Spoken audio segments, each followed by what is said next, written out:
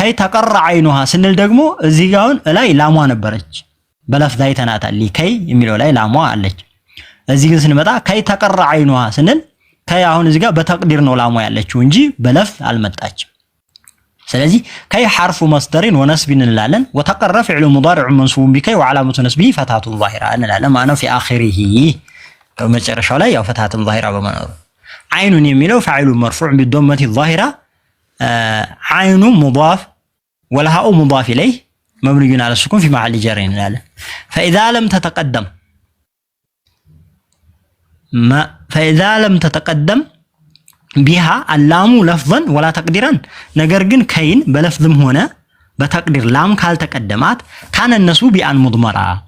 ነስቡን በምን እናረጋዋለን በሙድመራ እናረጋዋለን وكانت ከይ የዚህን ጊዜና ከይ ትሆናለች بنفسها حرف التعليل እንላታለን ከይ نفسها حرف التعليل ከይ ራሷ حرف التعليل ትባላለች ማለት ነው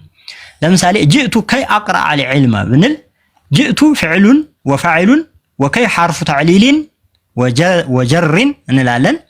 اقرع فعل مضارع منصوب بأن مضمر وجوبا بعد كي التعليليه وعلامه نسبه الفتحة الظاهرة እንላለን والفاعل مستتير فيه وجوبا تقديره انا የሚሉናል العالم የሚለው ደግሞ مفعول به منصوب ነው وعلامه نسبه الفتحة الظاهرة እንላለን